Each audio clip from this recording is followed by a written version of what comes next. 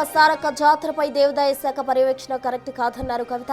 శాసన మండలిలో మాట్లాడిన ఆమె ఇదే తన చివరి ప్రసంగంగా వెల్లడించారు.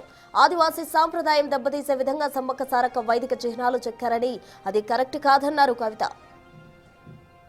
సందర్భంలో అనేక మంది కేసీఆర్ గారి నాయకత్వం పట్ల, ప్రొఫెసర్ జయశంకర్ గారి నాయకత్వం పట్ల ఇన్స్పైర్ అయ్యి ఎంతోమంది ఉద్యమంలోకి వచ్చినటువంటి వ్యక్తుల్లో నేను ఒకదానిగా ఆనాడు 2006లో ఉద్యమంలోకి వచ్చాను అధ్యక్ష. 2006లో నేను ఉద్యమానికి వచ్చేటప్పటికే బీఆర్ఎస్ పార్టీ పొలిటికల్గా ఒక శక్తిగా ఎదిగింది అధ్యక్ష.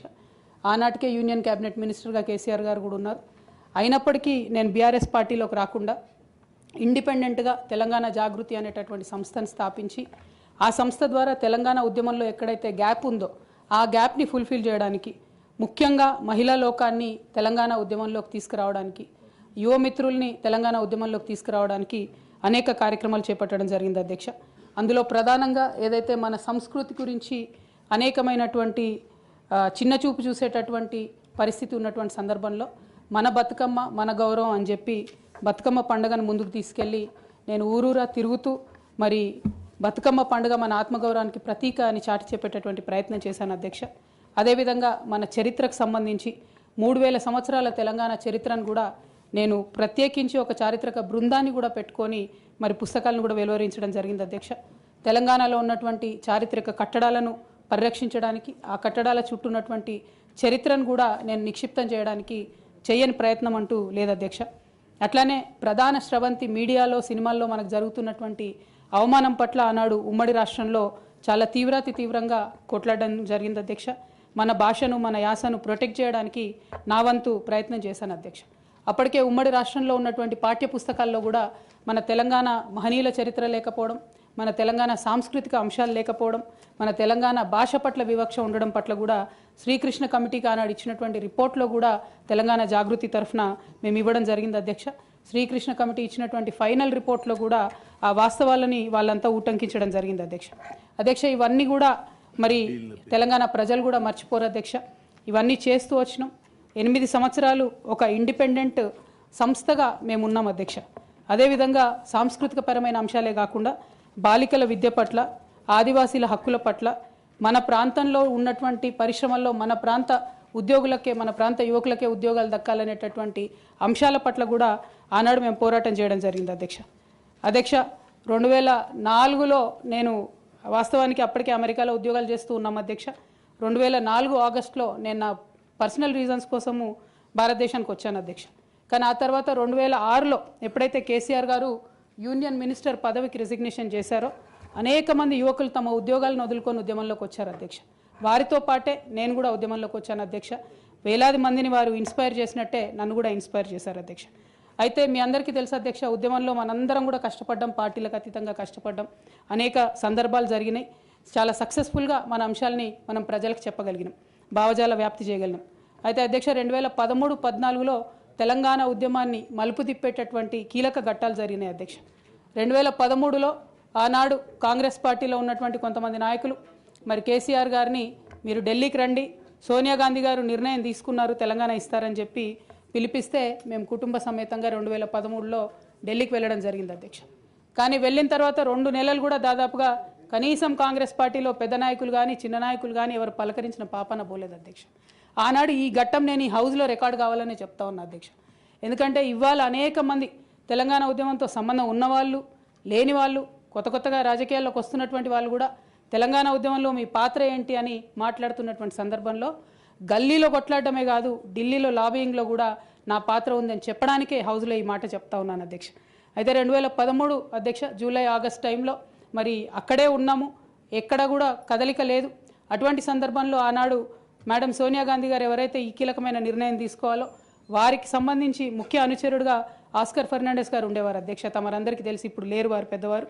అయితే వారితో నాకున్నటువంటి సొంత పరిచయాలతోని వారికి కేసీఆర్ గారికి సపరేట్గా నేను ఒక మీటింగ్ పెట్టించడం జరిగింది అధ్యక్ష. ఇదంతా in the interest of the state formation అధ్యక్ష.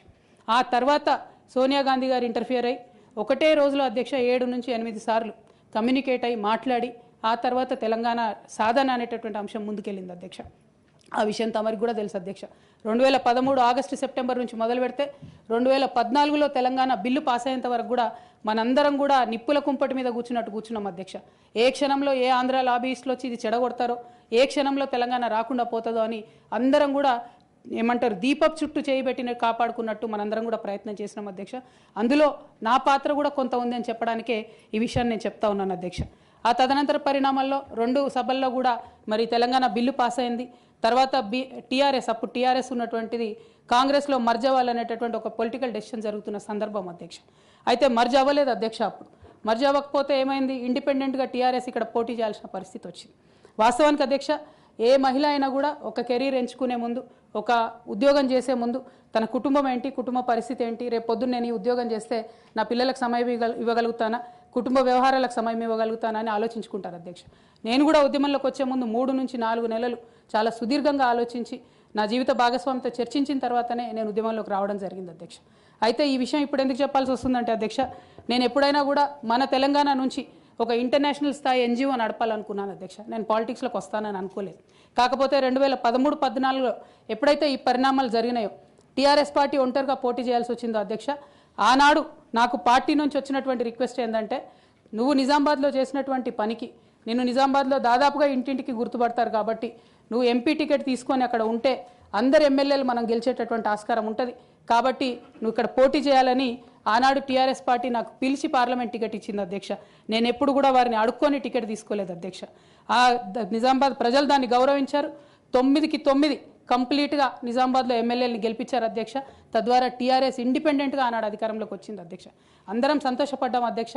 నేషనల్ పార్టీస్ మీద డిపెండ్ కాకుండా ఒక స్వీయ రాజకీయ అస్తిత్వం ఈ రాష్ట్రానికి ఉంటుందని చెప్పి టీఆర్ఎస్ పార్టీ అధికారంలోకి వస్తే తెలంగాణ ప్రజలకు మేలు జరుగుతుందని చెప్పి అందరం కూడా పనిచేసాం అధ్యక్ష, కష్టపడ్డాం.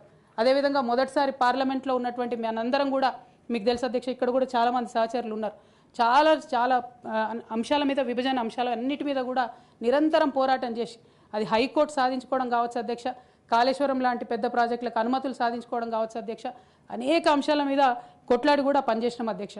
అంటే ఈ అంశాలు చెప్పడంలో ఉద్దేశం ఏంటంటే అధ్యక్ష, కేవలం పదవులు కావాలి రాజకీయం కోసమే టీఆర్ఎస్ పార్టీలోకి నేను వెళ్ళలేదు అధ్యక్ష.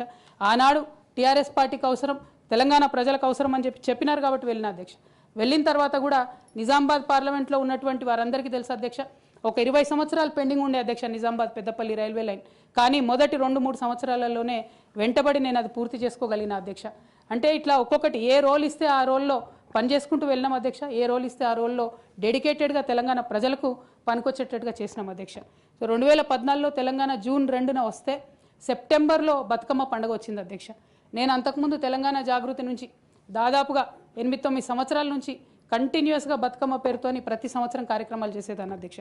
2014లో వచ్చినటువంటి బతుకమ్మ, తెలంగాణ రాష్ట్రం ఏర్పడ్డ తర్వాత వచ్చినటువంటి మొదటి బతుకమ్మ నుండే నా మీద రిస్ట్రిక్షన్స్ ప్రారంభమైనాయి అధ్యక్ష. పొలిటికల్ పార్టీలో ఒక వ్యక్తిని స్వేచ్ఛను ఎట్లా హరిస్తారని చెప్పడానికే ఎగ్జాంపుల్ చెప్తా ఉన్నాను అధ్యక్ష. అధ్యక్ష, ఇక్కడ పర్సనల్ ఇష్యూస్ మాట్లాడకుండా నేను రూల్ పొజిషనే కోట్ చేసి మాట్లాడతాను అధ్యక్ష. అధ్యక్ష, section 29A of representation of peoples act ఉంటుంది అధ్యక్ష. It is a statutory obligation for political parties to follow democratic norms. అంటే ఒక వ్యక్తి ఒక పార్టీలో చేరాడంటే ఆ వ్యక్తి యొక్క భావజాలాన్ని కానీ, ఆ వ్యక్తి యొక్క భావ ప్రకటన స్వేచ్ఛను కానీ ఆ పొలిటికల్ పార్టీస్ హరించడానికి లేదు అధ్యక్ష. నేను గత 8 సంవత్సరాలుగా ఇండిపెండెంట్గా ఒక వ్యక్తిగా సంస్థను నడుపుతూ చేస్తున్నటువంటి ప్రయత్నాలని అడ్డుకట్ట వేయడానికి మొదటి రోజు నుంచే ప్రయత్నం జరిగింది అధ్యక్ష.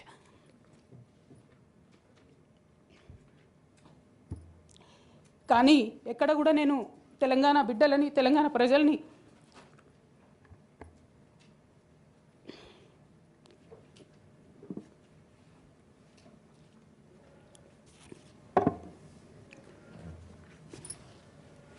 వాళ్ళను డిసప్పాయింట్ చేయదు కాబట్టి నవ్వుతూ పనిచేస్తూ వెళ్ళిపోయిన అధ్యక్ష. ఇప్పుడు నా దగ్గరికి ఎప్పుడు పెద్దవాళ్ళు, పైరవికారులు, కాంట్రాక్టర్లు ఎవరు రాలేదు అధ్యక్ష. నేను ఎప్పుడు కూడా పేద ప్రజల మధ్యలోనే ఉండి పనిచేస్తున్నాను అధ్యక్ష. నా దగ్గరికి వచ్చినటువంటి బీడీ కార్మికులు కావచ్చు, బీడీ టేకేదారులు కావచ్చు, అంగన్వాడీ టీచర్లు కావచ్చు, ఆశా వర్కర్లు కావచ్చు, ఐకేపీ ఎంప్లాయీస్ కావచ్చు అధ్యక్ష, అదేవిధంగా జిహెచ్ఎంసీ కార్మికులు కావచ్చు అధ్యక్ష, టీచర్లు కావచ్చు అధ్యక్ష, నిరుద్యోగులు కావచ్చు, ఆడబిడ్డలు కావచ్చు, సింగరేణి ఉద్యోగులు కావచ్చు, కరెంట్ ఎంప్లాయీస్ కావచ్చు, ఎవరు వచ్చినా అధ్యక్ష నేను కాదనకుండా నాకెంత వీలైతే అంత పనిచేసి పెట్టేటటువంటి ప్రయత్నం చేసిన అధ్యక్ష. అయినా సరే అధ్యక్ష, పార్టీ మౌత్ పీసులుగా ఉండేటటువంటి పార్టీ పేపర్లు, పార్టీ ఛానళ్ళు ఏ ఒక్కరు కూడా ఎన్నడూ కూడా మద్దతు ఇవ్వలేదు అధ్యక్ష. అయినా సరే ధైర్యం వదులుకోకుండా మొక్కువని ప్రయత్నంగా నేను ప్రయత్నం చేస్తూనే వెళ్ళాను అధ్యక్ష. అధ్యక్ష, తెలంగాణ రాకముందు బీఆర్ఎస్ ప్రభుత్వం ఏర్పడకముందు ఒక మాట అనుకున్నాం అధ్యక్ష. కేసీఆర్ గారే పదే పదే ఈ మాట చెప్పారు. ఉమ్మడి రాష్ట్రంలో మనకు కాంట్రాక్ట్ వ్యవస్థ వచ్చింది, మరి కాంట్రాక్ట్ ఎంప్లాయీస్తోని అవుట్సోర్సింగ్ ఎంప్లాయీస్తోని దేశానికి నష్టం జరుగుతుంది, రాష్ట్రానికి నష్టం జరుగుతుంది, అందరికన్నా ఎక్కువ తెలంగాణ యువకులకు నష్టం జరుగుతుందని చెప్పారు అధ్యక్ష. ఆనాడు వారు సరదాగా ఒక మాట అనేవాళ్ళు, అందరికీ కాంట్రాక్ట్ పోస్ట్ ఉంది, మరి ముఖ్యమంత్రికి కూడా కాంట్రాక్ట్ పోస్ట్ ఉంటుందా అని చెప్పి ప్రశ్నించేవారు అధ్యక్ష. కానీ తెలంగాణ వచ్చిన తర్వాత 10 ఏళ్లలో కూడా కాంట్రాక్ట్ వ్యవస్థను మనం రద్దు చేసుకోలేకపోయినాం అధ్యక్ష. అది కాకుండా అవుట్సోర్సింగ్ ఎంప్లాయీస్ అవుట్సోర్సింగ్ వ్యవస్థను పెంచి పోసిపోయినాం అధ్యక్ష. అధ్యక్ష, బాధతో చాలా ఆవేదనతో నేను ఈ మాటలు చెప్తా ఉన్నా అధ్యక్ష. తెలంగాణ సమాజానికి ఏదైతే ప్రశ్నించడం నేర్పించినటువంటి బీఆర్ఎస్ పార్టీ అధ్యక్ష, అంతర్గత వేదికలలో అనేక సందర్భాలలో నేను ప్రశ్నిస్తే అధ్యక్ష నా మీద కక్ష కట్టారు అధ్యక్ష. కేసీఆర్ గారు చుట్టూ ఉన్నటువంటి కొందరు వ్యక్తులు, తప్పక చెప్తున్నాను అధ్యక్ష ఈ మాట, ఎందుకంటే భారతదేశ రాజ్యాంగం ప్రకారం రాజకీయ పార్టీలు ఏవైనా కూడా ప్రజలకు ఒక దిక్సూచిగా నిలవాలి అధ్యక్ష, ప్రజలకు ఒక దారిదీపంగా నిలవాలి. పార్టీలోనే అంతర్గత ప్రజాస్వామ్యం లేకపోతే రాష్ట్రంలో ఎట్లా ప్రజాస్వామ్యం ఉంటుందనే విషయాన్ని కూడా మనందరం గమనించాలి. కాబట్టి ఈ మాట చెప్తా ఉన్నాను అధ్యక్ష. మరి కక్షగట్టి నన్ను ప్రశ్నించినందుకు పార్టీ నుండి బయటకు పంపించారని చెప్పక తప్పదు అధ్యక్ష. అధ్యక్ష, మొదటి సంవత్సరం నుంచే రాష్ట్ర స్థాయి నిర్ణయాలలో ఎక్కడ కూడా నా పాత్ర లేకుండా కట్టుబడి చేసినారు అధ్యక్ష. ఇవాళ ఆనాడు బాధపడ్డా, ఇవాళ నేను సంతోషపడతా ఉన్నా అధ్యక్ష. ఎందుకంటే అధ్యక్ష, ధర్నా చౌక్ రద్దు చేయడం అనేటటువంటిది ప్రజాస్వామిక హక్కుల్ని కాలరాయడంలో మొదటి మెత్త అధ్యక్ష. ఆనాడు ఇంటర్నల్గా ఎంత ప్రొటెస్ట్ చేసినా కూడా రాష్ట్రం వచ్చింది, ఇప్పుడు ధర్నాలు ఎందుకు, దరఖాస్తులు లేవు, ధర్నాలు లేవు, అన్ని పనులు చేసి పెడతామని చెప్పుకుంటూ వెళ్ళడం జరిగింది అధ్యక్ష. అట్లానే రైతులకు జరిగినటువంటి అక్రమ అరెస్టులు అధ్యక్ష, ఇవాళ ఒక్కొక్క దగ్గర నుంచి రైతులు మాట్లాడుతూ ఉంటే బాధ